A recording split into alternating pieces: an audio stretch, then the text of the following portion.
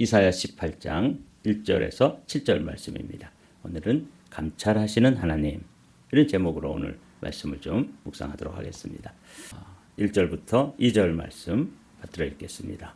슬프다 구스의 강 건너편 날개치는 소리 나는 땅이여, 갈대배를 물에 띄우고 그 사자를 수로로 보내며 이르기를, 민첩한 사절들아 너희는 강들이 흘러 나누인 나라로 가되, 장대하고 준수한 백성 곧 시초부터 두려움이 되며 강성하여 대적을 밟는 백성에게로 가라 하는도다. 우리가 이제 이사야서를 보면 13장부터 23장까지는 이 유다 나라의 주변에 있는 나라들에 대한 하나님의 예언이 말씀으로 기록되어 있습니다. 그 예언의 말씀을 중에서 오늘은 구스라고 하는 땅에 대해서 예언된 것을 함께 말씀을 나누려고 합니다. 이 구스는 어딘가? 지도를 한번 보도록 하죠.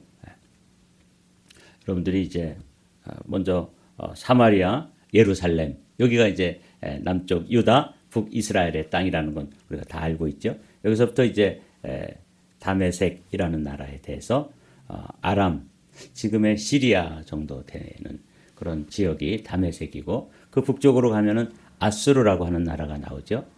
이게 이제 그 당시에 아주 강대국이었습니다. 아수르라고 하는 나라 옆에 이제 바벨론이라는 나라가 있죠. 여기는 장차는 이 아수르까지도 멸망시키고 신흥 큰 또 패권 국가가 될 그런 나라인데, 이 바벨론은 지금의 어디에 해당되냐면 이라크에 해당됩니다. 그리고 이제 오늘 우리가 나누려고 그러는 건 조금 지도가 이렇게 밑으로 되어 있는데, 여기가 이제 구스라고 하는 지역입니다. 여기는 현재 수단 그리고 이디오피아 이쪽 지역인데, 애굽이라고 하는 게 이제 우리가 잘 아는 이집트죠. 이 애굽의 남동쪽에 위치해 있는 걸 보게 돼요. 여기 이제 성경에서 이 구스와 연관되어진 한 이야기가 나오는데, 오늘은 이 구스라고 하는 땅이 예언의 대상이에요. 근데 이 구스가 이제 이디오피아인데, 이쪽 지역에 스바라고 하는 성읍이 있고, 또 이 홍해 건너편에는 세바라고 하는 곳도 있어요. 다 이전에 이 땅들이 막 이렇게 더 분화가 되기 이전 고대에는 아마 이쪽 지역이 다 함께 붙어 있었을 것이다, 이렇게 또 학자들이 추정을 합니다. 그러니까 요 구스라고 하는 지역에서 이제 일어나는 일들에 대해서 오늘은 이사야 선지자를 통해서 주시는 말씀입니다. 이 구스 하면은 우리가 기억해야 될 게 이제 스바의 여왕이죠. 스바의 여왕이 여호와의 이름으로 말미암아 솔로몬의 명성을 듣고 와서 어려운 질문으로 그를 시험하고자 하여 예루살렘에 이르니, 많은 수행원과 향품과 또 매우 많은 금과 보석을 낙타에 실었더라. 그가 솔로몬에게 나와 자기 마음에 있는 것을 다 말하매. 이 스바 여왕이 지금의 이 구스, 이디오피아와 그 지역에 통치하던 그런 여왕이었는데, 이 솔로몬이 하도 지혜롭다 그러고 또 명성이 나니까 많은 그 예물을 가지고 와서 질문도 하고, 이때 이제 솔로몬 왕과 교제를 하면서 이 스바의 여왕이 여호와의 신앙을 이렇게 받아들이고, 그래서 지금도 이 이디오피아는 정교라 그러면은 기독교인데, 우리 캐톨릭하고 프로테스탄트를 서방 기독교라 그래요. 그리고 또 러시아라든지 그리스라든지 이런 데는 동방 정교라 그래서 우리가 똑같은 신앙을 가지고 있는데 전통이 조금 달라요. 이게 두 가지, 서방교와 동방교가 이렇게 나뉘어 있어요. 뭐 이렇게 조금씩 다른 점이 있는데, 우리 이 지역에도 곱틱 철치라든지 이 올소독스 철치라고 그러는데, 이 사람들이 이제 똑같은 신앙을 가지고 같은 성경을 믿어요. 그런데 뭐 부활절을 계산하는 방식이 조금 다르고, 절기를 어떤 그 방식이 다르기 때문에 기독교 역사에서 이렇게 나뉘게 되는데, 이디오피아 지역에는 지금도 이런 정교의 배경을 가진 그런 기독교인들이 한 40% 이상 돼요. 기독교 국가죠, 현재도. 그리고 우리 프로테스탄트, 기독교, 우리 서방교회의 영향을 받은 교회들도 한 17% 정도 된다 그래요. 그러니까 한 60% 정도가 크리스찬이에요. 그러니까 이 나라가 언제부터 이런 그 전통이 생겼냐면 이 스바의 여왕이 와서 이제 유대교를 받아들이고 그런 전통을 그 나라에 가져가고 그리고 이제 또 신약 시대에 보면은 이 구스 네시가 예루살렘에 오게 되죠. 한번 사도행전 8장에 있는 말씀을 좀 읽어볼게요. 주의 사자가 빌립에게 말하여 이르되 일어나서 남쪽으로 향하여 예루살렘에서 가사로 내려가는 길까지 가라 하니 그 길은 광야라.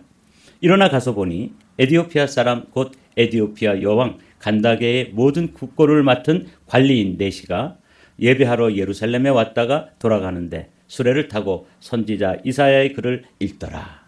그러니까 벌써 스바 여왕 때부터 시작해서 유대교와 이렇게 접촉이 있었고 또 그런 그 종교를 받아들여서 이제 그쪽 지역에 흑인들이 사는 지역이지만 유대교의 흐름이 있었고 또 여기 이렇게 유력한 정치인 중에 한 명인 이 네시가 절기에 1년에 3차례씩 예루살렘에 와야 되는 거 아시죠? 그러니까 지금도 이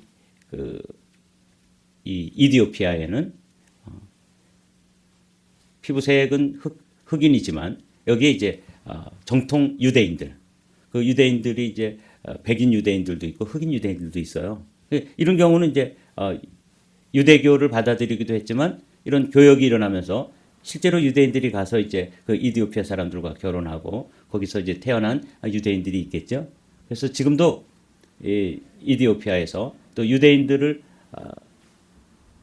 이스라엘로 이렇게 또 돌아오도록 돕는 그걸 알리야 운동이라 그러는데 그런 일들이 일어나고 있습니다. 이거는 이제 종말의 사건과 연관되어 있죠. 그러니까 전 세계에 흩어져 있는 유대인들이 이제 이스라엘로 돌아오는 그런 운동이 있는데 그런 흐름 가운데 하나가 이 흑인들 배경을 가진 유대인들이 돌아오고 있는 것이죠. 그래서 우리는 이제 오늘은 잠깐 이디오피아에 관해서 이런 배경을 가지고 있는 나라인데 그 나라에 대해서 하나님이 심판을 이야기하시고 근데 놀라운 것은 하나님께서 심판을 이야기하시면서 동시에 그에게 소망을 또 이야기해 주는 그런 말씀이 오늘 이사야 18장입니다. 한번 읽어보도록 하죠. 1절입니다. 슬프다 구스의 강 건너편 날개치는 소리가 나는 땅이여 갈대배를 물에 띄우고 그 사자를 수로로 보내며 이르기를 민첩한 사절들아 너희는 강들이 흘러 나누인 나라로 가되 장대하고 준수한 백성 곧 시초부터 두려움이 되며 강성하여 대적을 밟는 백성에게로 가라 하는도다. 이 이디오피아 땅은 지금도 이제 아프리카 지역이니까 여기 보면 날개치는 소리가 나는 땅이다. 이게 무슨 뜻일까? 근데 이제 이렇게 새 번역이나 공동 번역을 보면 그쪽은 뭐 아프리카 지역이니까 그 벌레들이 있잖아요. 뭐 모기가 되었든 뭐 이런 벌레들이 많기 때문에 그 벌레들이 막 윙윙윙 그러면서 나는 소리. 그러니까 지금도 아프리카 지역에는 그런 그 곤충들이 많겠지만 이 당시에도 특별히 이 구스 땅은 나일강이 흐르잖아요. 그래서 이 나일강이 이제 흘러서 이집트, 애굽으로 이렇게 쭉 같이 흘러가는데, 그러니까 그 나일강 주변이 아주 비옥한 땅이에요. 그래서 이 나라가 고대에는 아주 강성한 그런 지금은 아주 가난하고 힘들고 어려운 형편이지만 고대에는 아주 강력한 힘을 가지고 있어서 그들이 그 나일강의 사자들을 이제 그 사절단이죠. 그 사람들을 보내기 위해서 요 갈대로 만든 배를 아마 그 나일강 주변에 갈대가 많으니까 그 모세도 갈대 상자에다가 넣어서 이렇게 띄우잖아요. 그러니까 이제 요 나일강에 나는 갈대를 가지고 가벼운 배를 만들어서 아주 빠르게 움직이고 그랬던 것 같아요. 그러니까 지금 북쪽에 아까 우리가 지도를 살펴본 것처럼 그 아수르라고 하는 강대국이 뭐 이 나라도 치고 저 나라와도 또 정복하고 이러니까 그 주변국에서 급하게 이제 동맹을 맺고 또 옆에 있는 나라들하고 힘을 합해가지고 그 아수르의 그 침공을 막아내고 뭐 이렇게 되니까 지금 여기 사자라는 게 사절단을 말하는 거예요. 메신저. 그래서 그걸 수로로 이제 강으로 가는 게 빠르니까 산길로 그 험한 아프리카 지역에 맹수들이 나타나는 데로 가기가 힘들잖아요. 그러니까 그 날강을 따라서 이제 이렇게 빨리 움직여서 사절단을 보내는 것으로 그렇게 여러분들이 1절과 2절을 이제 이해하시면 됩니다.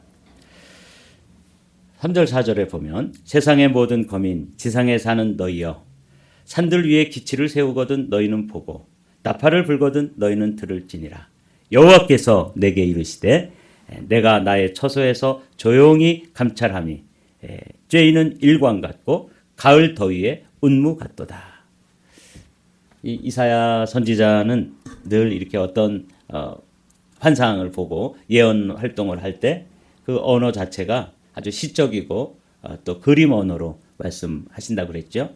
여기서도 이제 사람들은 그 가벼운 배를 가지고 전쟁이 일어날 거니까 급하게 왕래하면서 사절단을 보내고 동맹을 맺고 또 도움을 청하고 막 분주하게 지금 전 세계의 세계 정세가 아주 긴박하게 돌아가는 것 같은 그래서 사람들이 왔다 갔다 하고 뭐 어떻게 했으면 좋겠냐고 의논하고 뭐 이렇게 하고 있는 모습이 1, 2, 3절의 모습이라면 또 하나님 그 천상에서 그 상황을 지켜보시는 하나님 오늘은 이제 그래서 제가 감찰하시는 하나님 이런 제목으로 오늘 말씀을 나누는데 여러분 이거부터 이제 한번 보십시오. 세상의 모든 거민 지상에 사는 너희여 이게 이제 우리에게도 해당되는 말씀이죠.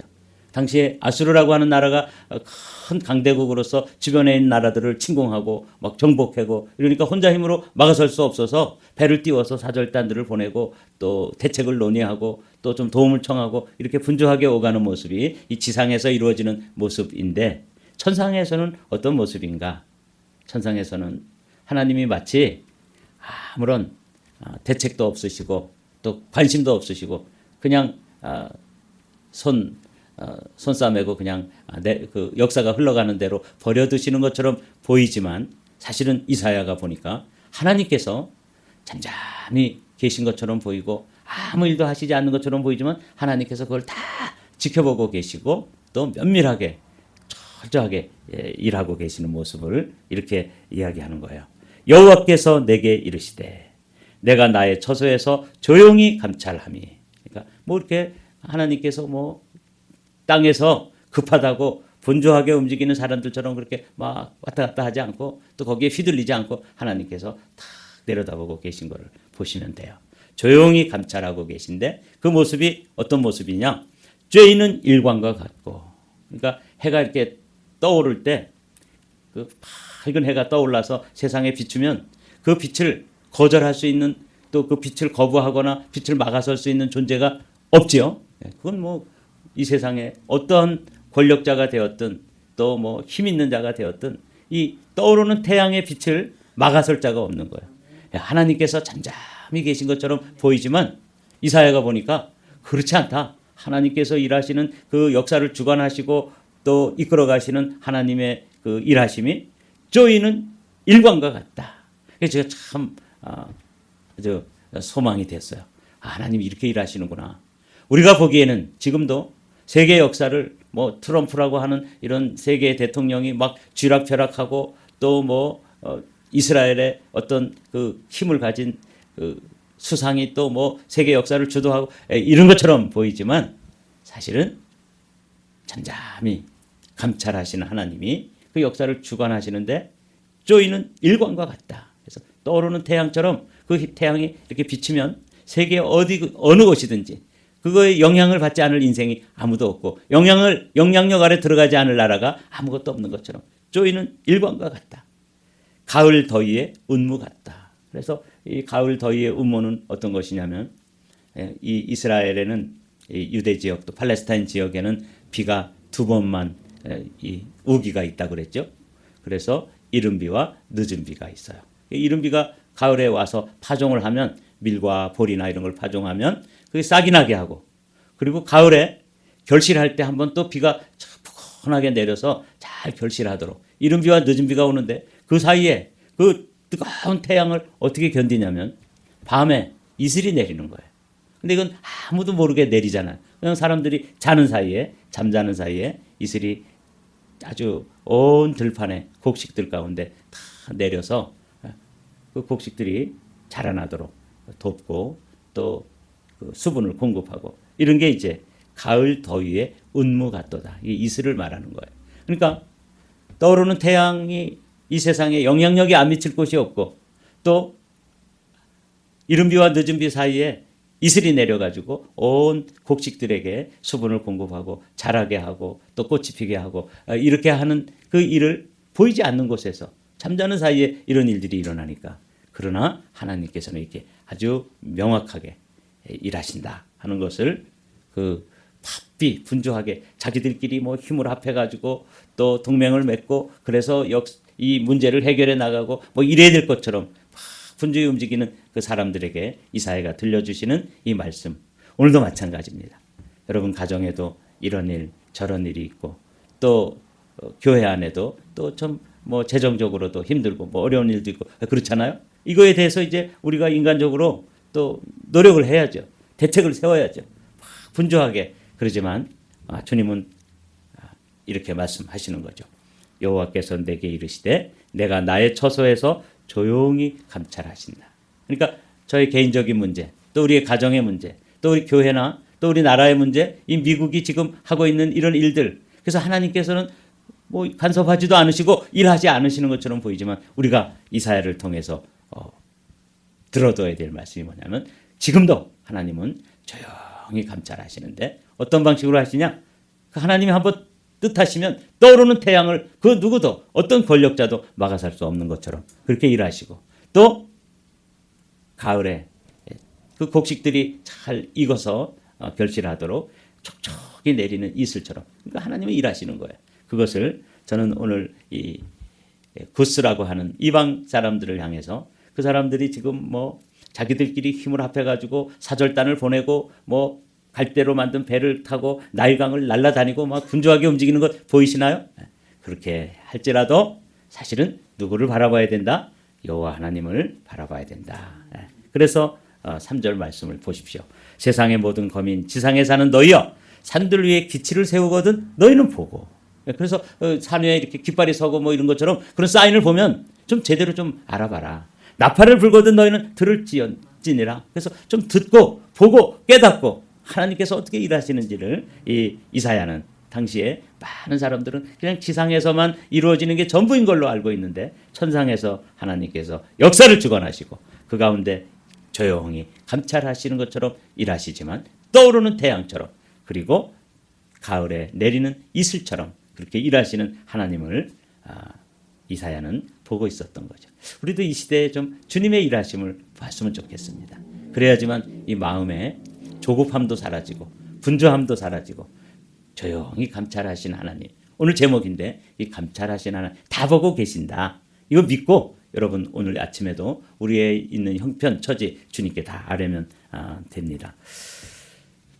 5절 6절입니다. 추수하기 전에 꽃이 떨어지고 포도가 맺혀 익어갈 때 내가 낫으로 그 연한 가지를 베며 퍼진 가지를 찍어버려서 산의 독수리들과 땅의 들짐승들에게 던져주리니 산의 독수리들이 그것으로 여름을 지내며 땅의 들짐승들이 다 그것으로 겨울을 지내리라 하셨습니다. 그렇습니다. 이 아수르라고 하는 나라가 그렇게 강대하고 뭐 세계를 막 쥐락펴락하고 흔들흔들하게 만들던 그런 힘이 있었지만 사실 하나님께서 손을 보시면 이렇게 포도가 익어가기 전에 떨어지는 것처럼 그리고 그 가지를 베가지고 들짐승의 밥이 되게 하고 그래서 이 아수르라고 하는 나라가 쳐들어왔다가 하루아침에 18만 5천의 대군이 천사들에게 다 망하고 그리고 그 나라도 역사 속에서 사라지지 않습니까? 그거를 지금 이사야는 조용히 감찰하시는 하나님, 그 하나님께서 어떻게 일하실지를 미리 예언하고 있습니다. 그때 강들이 흘러 나누인 나라에 장대하고 준수한 백성 곧 시초로부터 두려움이 되며 강성하여 대적을 받는 백성이 만군의 여호와께 드릴 예물을 가지고 만군의 여호와의 이름을 두신 곳에 시온산에 이르리라. 그래서 이렇게 심판을 말씀하시지만 또 뭘 말씀하셔요? 소망을 말씀하시는 거예요. 그래서 어떤 학자는 아까 우리가 살펴본 내시와 같이 그 사람들이 하나님께로 돌아와서 그렇게 저 흑인이고 또 이디오피아 사람이고 그런데 올라와서 하나님께 예물을 드리고 결국 그 이사야가 예언한 대로 이사야의 글을 읽다가 이 글이 누구를 말하는 것이냐? 그때 그게 이사야의 글에서부터 이 빌립이 누구를 전해줘요? 예수 그리스도를 전해줍니다. 그래서 지금도 그 이디오피아 사람들은 아프리카에 사는 흑인들인데도 그 나라의 60, 70%가 기독교인이에요. 이런 놀라운 일들이 이미 이사야 시대에 예언되어 있고 그게 그대로 지금도 이루어지고 있는 것이죠. 여러분 오늘 아침에도 우리의 삶에, 여러분 가정에, 또 우리 교회에, 또 이 세계의 정세가 아주 그 당시에 아수르라고 하는 나라 때문에 이 이디오피아 사람들, 이집트 사람들, 남쪽 유다, 북이스라엘, 또 다메섹 뭐 분주하게 자기들끼리 뭐 편도 먹고 손도 잡고 동맹도 맺고 그러면서 왔다 갔다 하시는데 그 모든 것을 조용히 감찰하시는 하나님, 다 보고 계시고 다 알고 계신 하나님께서 그 역사를 주관하신다고 하는 사실을 이사야를 통해서 보여주셨는데 오늘 우리 시대도 주님께서 다 보고 계시고 다 알고 계시고 주관하고 계심을 믿고 오늘도 주님과 함께 이 복잡한 이 마지막 시대를 주님과 함께 승리하게 되시기를 주님의 이름으로 축복합니다.